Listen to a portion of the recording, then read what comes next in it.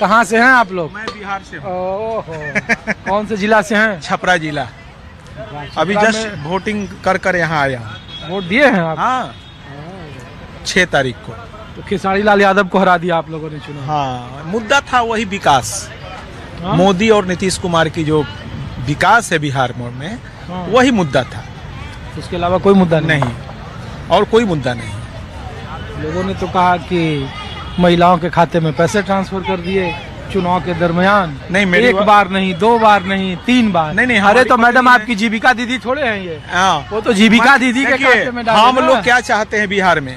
बिहार में रोड अच्छी हो गई है, बिजली अच्छी हो गई है, इंफ्रास्ट्रक्चर सब अच्छा हो गया है और इतने ईमानदारी से चल रहा है कि लड़कियां औरत ये लोग जैसे अभी दिल्ली में निकल रहे हैं कनॉट पैलेस, वहाँ भी लोग निकल रहा है, लेडीज निकल रही है। मैं कोई तो 20 साल से निकल रही है, 5 के बाद ही निकल रही है। नहीं, इस बार तो नीतीश कुमार ही फैक्टर थे, पैसा फैक्टर नहीं था। ज्यादा सीट तो भारतीय जनता पार्टी को आई। हाँ दोनों, मोदी या नीतीश, ये दोनों डबल इंजन जो है ना। अच्छा बिहार में ताकतवर कौन है? नीतीश कुमार की भारतीय जनता? Nitish Kumar, no doubt Nitish Kumar. तो बीजेपी को जो इतनी सीटें मिली है वो नीतीश कुमार के बदौलत मिली है या उनका अपना एक किरदार था? आपके छपरा की जीत का बताइए करिए। छपरा की जीत का यह है कि वो छपरा जो विधानसभा है ना, बेस्ट विधानसभा है। हाँ। और खेसारी लाल यादव ने, मैं खुद वहाँ था, उन्होंने जो बयान दिया कि ब्रह्मा का लकीर है मैं हमको हराना और मंदिर की जगह ये बनना चाहिए, हॉस्पिटल अयोध्या बनना चाहिए, कुछ ऐसा विवाद है ना। और हम लोग जो हैं बेस्ट यार का वो सीट है, उसमें दूसरा अब खेसारी लाल यादव कितना दिन रहते? बोले थे कि 15 दिन यहाँ रहूंगा, 15 दिन बम्बे रहूंगा। और एक आम आदमी छोटी कुमारी वहां से जीत गई, एकदम आम कार्यकर्ता बीजेपी की। ये बताता है कि बिहार में नीतीश कुमार, पिछली बार तो छपरा में 2 ही सीट जीती थी भारतीय जनता पार्टी। हाँ, बाकी सब इस बार 7 जीती। हाँ। इस बार 7 जीती। तो पिछली बार इस बार में अंतर, हम लोग इसलिए बात चूंकि छपरा से है तो मैं पूछ रहा हूँ ठीक है कि लोगों ने कहा कि चुनाव आयोग पर बहुत सवाल उठा रहे हैं नहीं, और कहा कि 6 और 11 2 डेट था वोटिंग का, तो लोगों ने कहा कि इस दरमियान भी महिलाओं के खाते में बहुत पैसे गए। जैसे आपके घर में मान लीजिए कोई वीकर सेक्शन की होगी जीविका, आप तो नहीं जुड़ी हुई है ना जीविका दीदी, तो आपके जानने वालों को पैसा मिला? हाँ मिला। हाँ हाँ मिला। तो लोगों ने कहा कि एक सबसे बड़ा तकरीबन 1.25 करोड़ महिलाओं के खाते में पैसे गए, वो भी चुनाव के दरमियान गए कि 6 अक्टूबर को चुनाव आचार संहिता लागू हुई और जो विपक्ष का आरोप है या फिर जो निकलकर सामने आ रही है कि उसमें हर फ्राइडे को पैसे ट्रांसफर होते गए महिलाओं के खाते में 10-10 हजार रुपए, और जिसने एक बड़ा फैक्टर निभाया। हाँ इसको हम मानेंगे। हाँ मानेंगे। तो इस पे तो चुनाव आयोग को ना इस पे कार्रवाई करना चाहिए कि जिसकी सरकार है वो पैसा बांट रहा है उसको रोके चुनाव के पहले। वही नहीं ये तो सर यही मैं पूछ रहा हूं कि आम लोग भी ऐसा सोचते हैं? हाँ, या ऐसा नहीं ऐसा है। जो बीजेपी के समर्थक हैं वो भी? हाँ ऐसा है।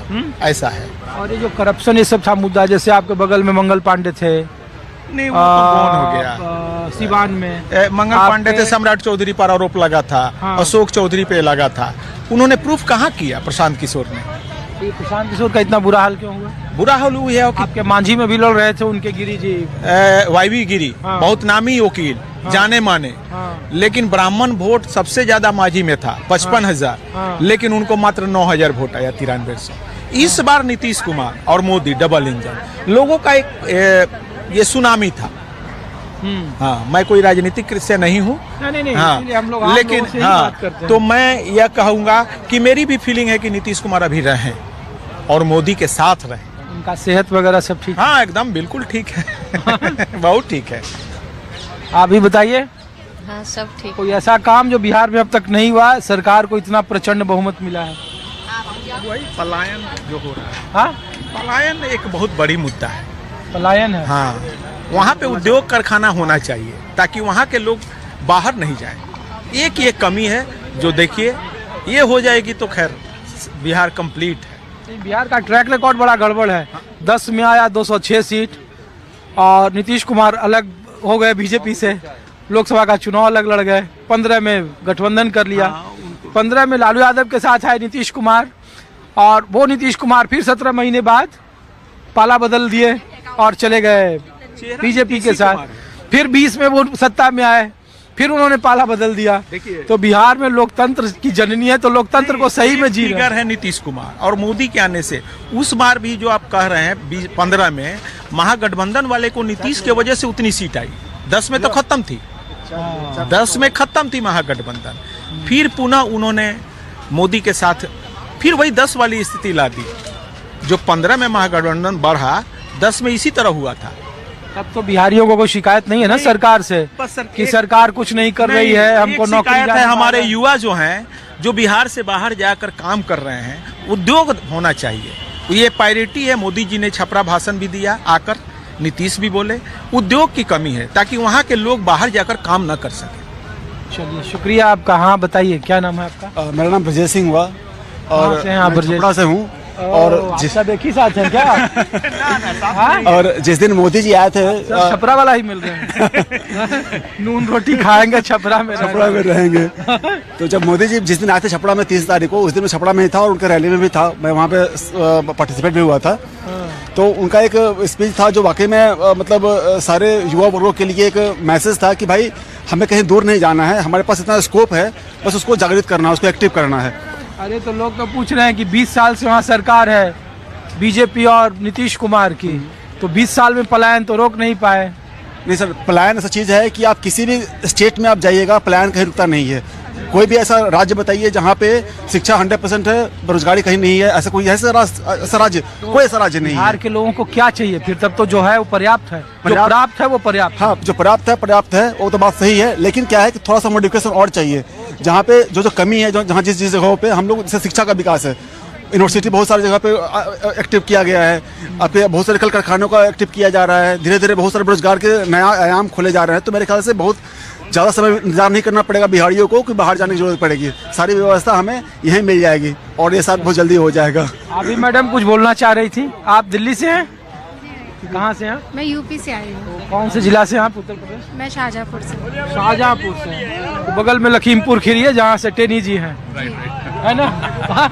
अच्छा, हम लोग आप भी साथ में हैं? साथ में। अच्छा, हम लोग तो इसलिए कनॉट प्लेस में घूम रहे हैं कि जब जब चुनाव के नतीजे आते हैं ना, तो महिलाएं केंद्र में होती है। दिल्ली में हो तब भी, उत्तर प्रदेश में हो तब भी, बिहार में हो तब भी। और लोग कहते हैं कि महिलाओं को फ्री की चीज़ें दे दो या फिर उनके ज़रूरत की चीज़ों को दे दो, तो वोट वो सत्ताधारी दल को, नहीं हम चाहे नहीं, तो सत्ताधारी दल को दे देती है। आप लोगों को भी ऐसा लगता है कि महिलाओं को कंफर्ट फील होता है कि जो उनका ख्याल रखती है उनको वो वोट देती है? जी जी जी, लगता है ऐसा। ऐसा है जी हाँ जी। आपको भी ऐसा लगता है भाई साहब? जी, कि जो सरकार को सूट करता है वो आखिरी वक्त में, जैसे कैश ट्रांसफर आपकी पत्नी के खाते में या कोई ऐसी योजनाएं हो गई, तो फिर उनका वोट सत्ताधारी दल को, चाहे कोई हो, ऐसा है? सर बिल्कुल गलत है। ये पूरे देश को निकम्मा कर रहा है। लोग काम नहीं करना चाहते हैं, फ्रीबीज। एक होते, हम लोग जब पढ़ते थे तो there was a kind of sentence phrase किया जाता था, फायर इन द बेली। लोगों के अंदर जज्बा था काम करने का, अब कोई करना नहीं चाहता सर। मैं यंगस्टर्स को देखता हूँ, मोबाइल भी लगे रहते हैं। मैं 25-30 साल पहले इसी जगह पर I was a training over here, मैंने बड़ा स्ट्रगल किया, लेकिन मैं तो देखता हूँ सब मोबाइल चलाते करते हैं आप? मेरे अपने बिजनेस हैं। नहीं, तो अब तो लोगों को लगता है ना कि सरकार जो सबसे कंफर्ट दे हमको, उसी को वोट दे। गलत है ना सर, कब तक देंगे सर? जीत की गारंटी तो लोग अब इसी को मानते हैं। उससे क्या होता है सर? अल्टीमेटली तो लॉन्ग टर्म में हम हार जाएंगे, देश तो हारेगा सर, सोसाइटी हार जाएगी। राजनीति तो जीत रही है। उससे क्या होता है सर? जब देश हार गया तो राजनीति क्या करेगी?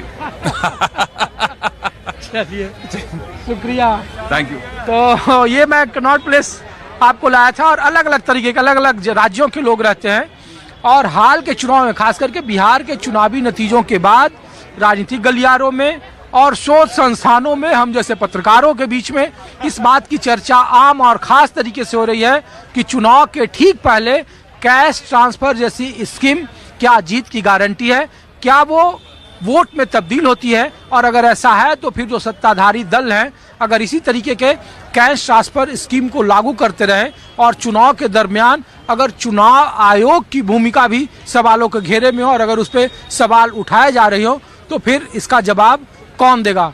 हम जैसे पत्रकार या संस्थान या फिर वो आम लोग जिनके लिए या जिनके हित को आगे रखकर या पीछे रखकर राजनीतिक पार्टियां अपने राजनीतिक हित को आगे बढ़ाती है, परवान चढ़ाती है। फिलहाल अपने सहयोगी सुनील किशोर के साथ ऋषिकेश कुमार को दीजिए इजाजत। आप देखते रहिए न्यूज़ 24। नमस्कार।